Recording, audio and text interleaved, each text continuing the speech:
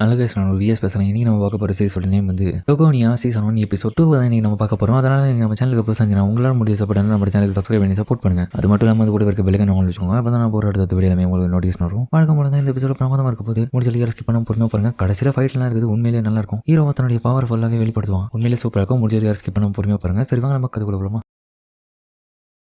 இப்போ இந்த எபிசோட்ல ஹீரோவும் அந்த பள்ளத்தாக்குல வீழ்ந்த பிறகு இப்போ அந்த தண்ணியிலேருந்து வெளியே வரான். அதுவும் அடிப்பட்ட நிலைமையில இன்னொரு பக்கம் அந்த ஆர்க்கும் அப்படியே கரை ஒதுங்கி இருக்கு. பார்த்தா அதுவும் செத்து போயிட்டு இருக்கு. ஹீரோ அதுக்கப்புறம் அங்கிருந்து அந்த யாருக்கு கிட்ட வந்துட்டு அதோடய அந்த காட் ஸ்டோன் சொல்ல போற அந்த இதயத்தை எடுக்கிறான். இப்போ எனக்கு சுத்தமா ஸ்பிரிச்சுவல் எனர்ஜியே கிடையாது, அதனால இதை நான் சாப்பிட்டா மட்டும்தான் கொஞ்சமாச்சு தெம்பா இருக்கும் அப்படின்னு ஹீரோ அடிச்சுட்டு அதுக்கப்புறம் மொத்த காட் ஸ்டோன்ல இருக்கிற அந்த லிக்விடையும் சாப்பிட்டுறான். இதனால அவனுக்கு அதிகப்படியான பவரும் வர அதுக்கப்புறம் அந்த இதுல இருந்து அந்த பக்கத்துல இருக்கிற பெரிய மரத்தடியில வரான். உண்மையிலேயே இப்பதான் நான் முறையாக அந்த காட் ஸ்டோனை முழுமையா சாப்பிட்டுருக்கேன் ஒரே ஆளா. இருந்தாலும் இந்த ரத்தம் கசியது நிக்க மாட்டேங்குது, ரொம்ப ஆழமாடி விட்டுக்குது. இருந்தாலும் பரவாயில்ல, இந்த இடம் ரொம்பவும் அழகா இருக்கு. இதே இடத்துல தான் நான் சாக்க போறேன்னா நல்லா தான் இருக்கும். எனக்கு சாக கூடாதுதான், ஆனா செத்த இப்படியாப்பட்ட இடத்துல செத்த கூட பிரச்சனை கிடையாது அப்படின்னு அவனும் அதோட அந்த இடத்துல மயங்க. இன்னொரு பக்கம் அடிபட்டவங்க எல்லாருமே ட்ரீட்மெண்ட் கொடுத்து கிராமத்து மக்களும் பார்த்துட்டு இருக்க. மான்சோ கிட்ட ஒருத்தரும் டே பேட்டில் முடிஞ்சிச்சுடா, நீ என்ன பண்ணிட்டு இருக்க மான்சோ?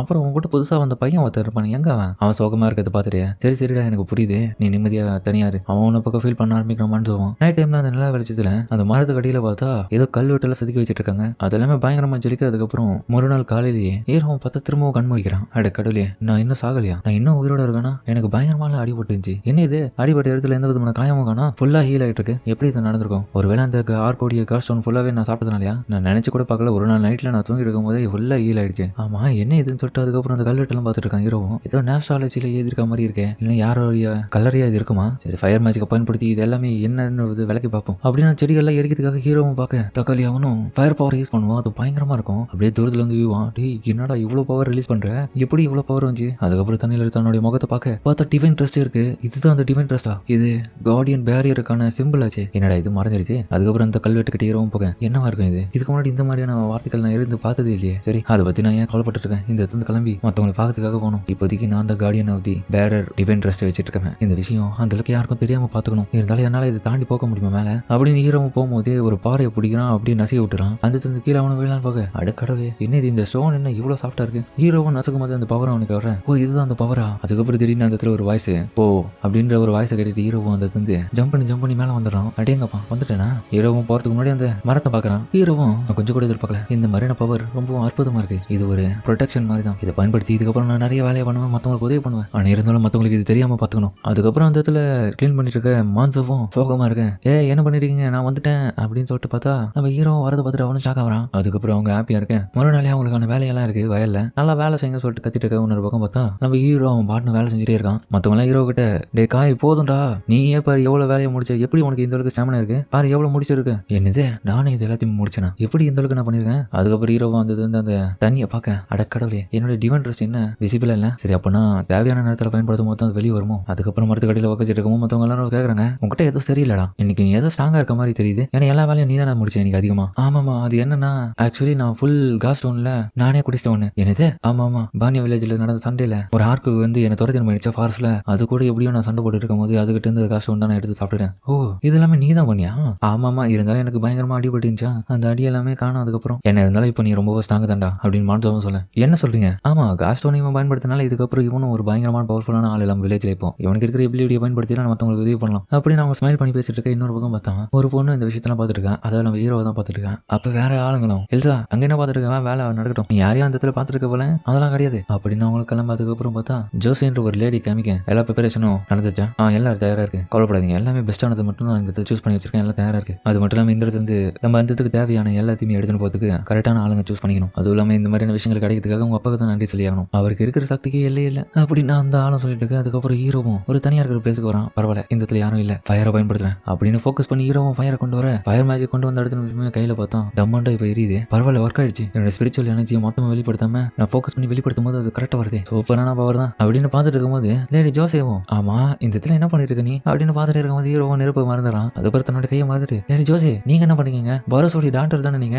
இங்க என்ன பண்ணீங்க, என்ன நீ மறைக்கிறேன், என்ன மன்னிச்சிருங்க அப்படின்னு அவனும் திரும்பி ஓடலான்னு பார்க்க. ஒரு நிமிஷம் வெயிட் பண்ணு, நீ இங்க என்ன பண்ணிருந்த, எதை என்கிட்ட மறைக்கிறேன், எல்லாத்தையும் ஒழுங்கா சொல்லு. அதுக்கப்புறம் ஹீரோவும் சொல்லு, அப்பனா நீ இந்த இடத்துல வந்து ஃபிளேமை வெளிப்படுத்த முயற்சி பண்ணிருந்தியா, அதுதான் உன்னோட எபிலிட்டி, எப்படி அது ஒர்க் ஆகும்? சரியா சொன்னீங்க, அதுதான் இந்த இடத்துல பண்ணிருந்தேன். சரி ஓகே, நீ ஒரு எபிலிட்டி எபிலிட்டி யூஸரா இருக்கேன். எபிலிட்டி யூஸரா அதாவது ஒரு குறிப்பிட்ட எலமெண்டோடைய பவர்ஸை வச்சு யூஸ் பண்ணிட்டு இருக்கல, அதை தான் சொன்னேன். இந்த இதில் சில மக்களுக்கு தான் அந்த மாதிரியான பவர்ஸ் இருக்கும். எபிலிட்டியா அப்போ அது மேஜிக் இல்லையா அப்படின்னு ஹீரோ யோசிக்க. மேஜிக்கா இல்ல அதெல்லாம் ஒன்றும் கிடையாது. சரி இருந்தாலும் அதிகமாக ட்ரை பண்ணி உடைக்கணும்டா, அப்பதான் நீ ஒரு பவர்ஃபுல்லான ஆளா இந்த இடத்துல மாறுவேன்னு நினைக்கிறேன். காஸ்டோன் அதிகமாக சாப்பிட்டியா? ஆமா. ஓ அதனால தான் உன்னோட ஸ்பிரிச்சுவல் எனர்ஜி எல்லாமே இப்போ அதிகரிச்சிருக்கு. இதனாலேயே உன்னோட எபிலிட்டி எல்லாமே அதிகப்படியாகவும் பயன்படுத்த முடியும். சரி இருந்தாலும் நீ கூட ட்ரைனிங் பண்றியா என்னதான் சொல்லிட்டு அதுக்கப்புறம் அவங்க 2 பேரும் ட்ரைனிங் பண்ண ஆரம்பிக்க. அதில் பார்த்தா அவன் திறமையா சண்டை போடுறான். ஹீரோவும் அடேங்கப்பா இன்னும் இந்த அளவுக்கு சண்டை போடுறாங்க. அதுக்கப்புறம் அவனுடைய டிவைன் ட்ரெஸ் பயன்படுத்துறான். நீ காஸ்டோனே சாப்பிட்டுருக்க, என்ன நீ சுறுசுறுப்பா சண்டை போடாம இப்படி சண்டை போட்டுருக்குன்னு சொல்லிட்டு சண்டை போட வைக்க. நான் எவ்வளவு பவர்ன்றது எனக்கே தெரியாது. அப்படி இருக்கும்போது நான் எப்படி அதை வெளிப்படுத்த முடியும்? ஹீரோவும் அதுக்கப்புறம் ட்ரைனிங் முடிஞ்ச கையோட என்ன இது ட்ரைனிங்ல கூட அந்த டிவைன் ட்ரெஸ் வரவே இல்லையே, ஆனா அவங்க திறமையா கையாண்டாங்க. ஏய் ஜோசேவ் டேய் கொஞ்சம் தண்ணி எத்தனை வந்தா முகம் கழுவ போறேன். ஓகே அதுக்கப்புறம் முகம் அவ்வளோ கழுவிட்டு ஹீரோ கிட்ட கையணிட்டேன். என்ன துணி யார் கொடுப்பா துடைக்கிறதுக்கு? ஓகேன்னு சொல்லிட்டு அதுக்கப்புறம் அவனு கொடுக்க.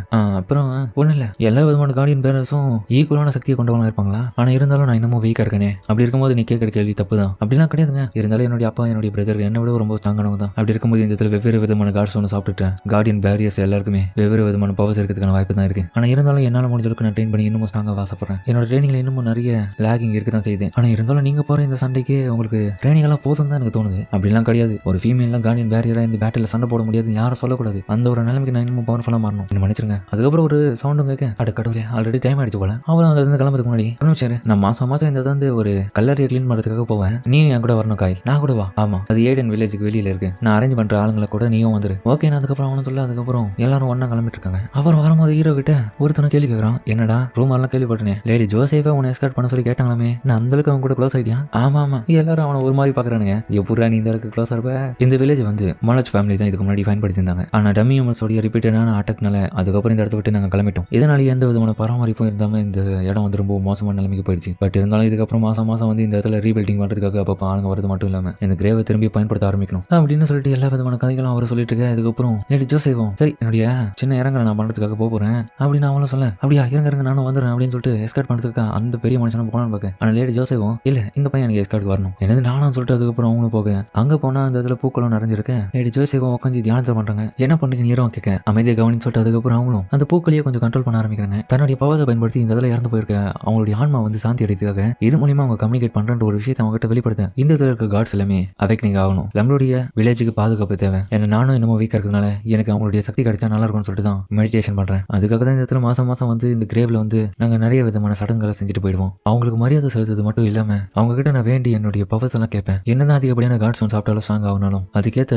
திறமைகளும் கையில வச்சிருந்தா மட்டும்தான் அந்த பவர்ஸை சுலபமா பயன்படுத்தி ஈஸியா அட்டாக் பண்ண முடியும். அதுக்கப்புறம் வந்து அந்த கிரேவை பார்த்தா அடியில இருக்கு, பூமிக்கு அடியில. அந்த இடத்துல பார்த்தா அந்த ஆளும் சரி கொஞ்சம் பேர் இங்க வெளியவே நில்லுங்க கண்காணிப்புல, கொஞ்சம் பேர் மட்டும் லேடி ஜோசேவோட உள்ள போயிட்டு அந்த கிரேவ்ல மரியாதை செலுத்திட்டு வரும் அப்படின்னு போகவும். அதுக்கப்புறம் அந்த இடத்துல இருக்கிற அந்த கல்வெட்டு மாதிரி ஒன்று இருக்கும். ஹீரோ இதுக்கு முன்னாடி பார்த்தா அதே விஷயம் தான். இதை எங்கேயோ பார்த்த மாதிரி இருக்குன்னு சொல்லிட்டு அதுக்கப்புறம் அவனும் அதை தொடக்க ஆரம்பிக்க. ஹீரோ அதுக்கப்புறம் அந்த இடத்துல இருக்கிற அந்த ஸ்டோன்ல எழுத்துங்கெல்லாம் பாக்குறான். லேண்ட் காட் கிரேவ் ஸ்டோனும். ஆனா இதுல ஏது இருக்குது என்னமோ வித்தியாசமா இருக்கே. அந்த வேலையில பார்த்த அதே ஸ்டோன் தான் நினைக்கிறேன். அதுக்கப்புறம் ஹீரோவும் நான் ஆடலின் நான் உன்னுடைய சர்வெண்ட் லாக்ரட்டோவான்னு சொல்ல போறேன். கார்டுக்கு நான் வேலை செய்யறேன். என்ன இதை நான் எப்பத்துல இருந்து தொடறதுனால என்னால படிக்க முடியுது. அதுக்கப்புறம் ஹீரோவும் மறுபக்கத்துல வந்து அந்த தொடச்சுக்கினே கையை தொட்டு பாக்குறான். அதெல்லாம் படிக்க முடியுதானே? ஏன் என்னால இதெல்லாம் படிக்க முடியல? ஒவ்வொரு வேர்டும் எனக்கு அந்த அளவுக்கு தெரிஞ்சிருந்தாலுமே சரியா படிக்க முடியல. டெம்பிள் பேக்டா என்னடா இது சென்டென்ஸ் என்ன பண்ணிட்டு இருக்க அப்படின்ற மாதிரி லேடி ஜோசேவும் கேட்க. ஹீரோவும் அதெல்லாம் ஒண்ணு இல்லைங்க சும்மா இதை பார்த்துருந்தேன் அப்படின்ற மாதிரி பார்த்துட்டு பார்க்க கூடாத இடத்துல பார்த்துட்டு அவன் வைக்கப்பட்டிருக்கான். ஒண்ணு இல்ல. அதுக்கப்புறம் அந்த இடத்துல பார்த்தா அந்த மங்கீஸ் உடைய கூட்டம் வந்து பிளான் பண்ணது அட்டாக் பண்ணதுக்காக மனுஷங்க இந்த இடத்துக்கு வந்துட்டானுங்களா? இவனுங்களை முடிச்சாகணும். இந்த பக்கம் லேடி ஜோசேவும் நம்மளுடைய வில்லேஜ் பாதுகாப்பா இருக்கிறதுக்காக எல்லா விதமான பொறுப்பும் நான் ஏத்துக்க தயாரா தான் இருக்கேன். அதனால நம்மளால முடிஞ்ச அளவுக்கு நான் போராடுவேன். ஓகே அதுக்கப்புறம் எல்லாரும் இதை கேட்டுட்டு கண்டிப்பா நாங்களும் உங்க கூட சேர்ந்து போராடுவோம் சொல்லிட்டு ஒத்துக்கேன்.